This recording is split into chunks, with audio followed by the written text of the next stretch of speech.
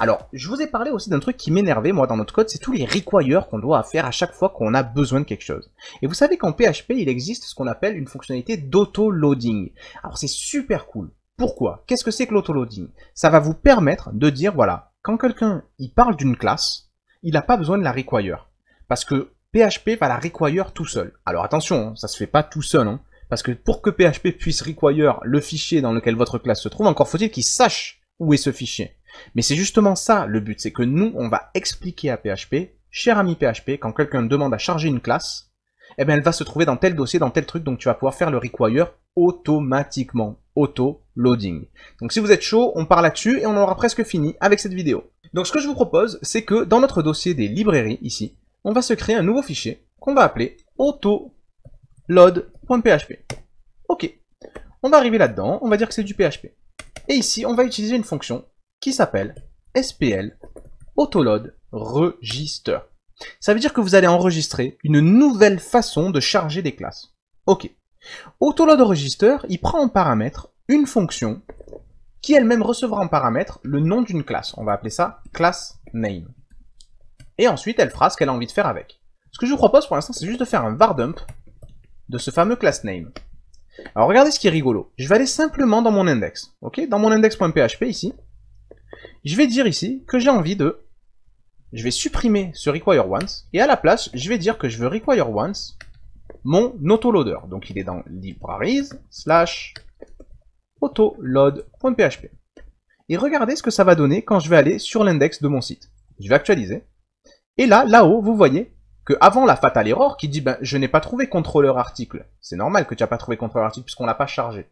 Mais regardez avant, on a ici, regardez, le nom de la classe qui a été demandé dans ce new. Quand on a fait ce new là, il est passé par l'autoloader et du coup, il lui a donné la classe et il lui a dit voilà, ça c'est la classe qu'on essaye de charger maintenant.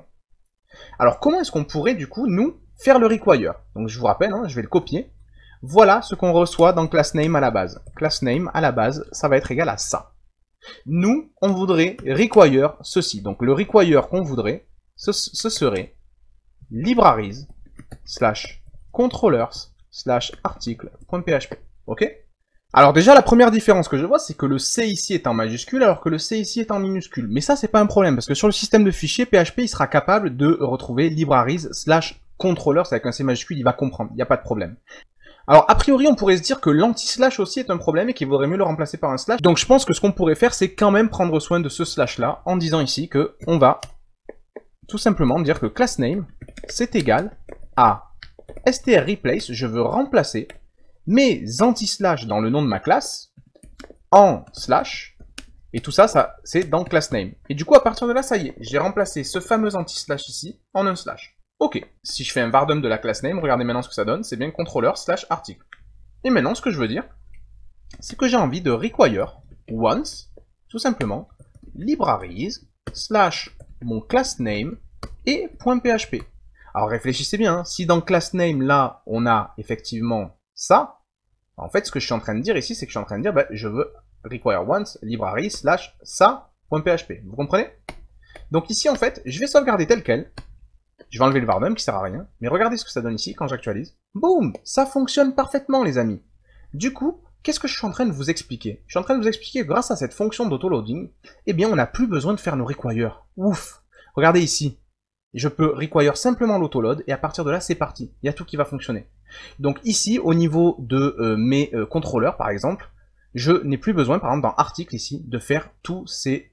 Hop, sauf le utils, là le utils il est obligatoire, parce que dans utils j'ai des fonctions, j'ai pas des classes, c'est quelque chose sur lequel on va revenir d'ailleurs, mais toutes les require ones qui m'amenaient des classes, je n'en ai plus besoin. Les classes, elles marchent telles quelles. Regardez, hop, ça marche parfaitement bien.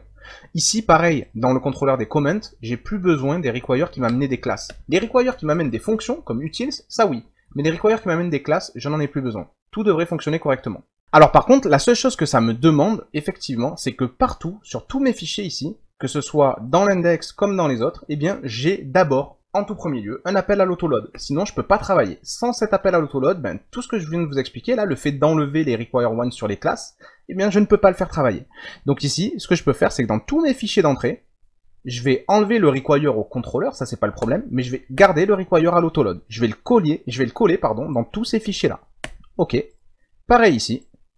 Parfait. Nickel chrome. Et dans l'article, c'est la même chose, je vais coller mon autoload. Donc j'ai mon autoload de partout, normalement il y a tout qui devrait fonctionner correctement. Le fait de lire un article, le fait de supprimer un commentaire, hop, magnifique. Le fait d'en ajouter un. Test, ok, fais-moi voir ça.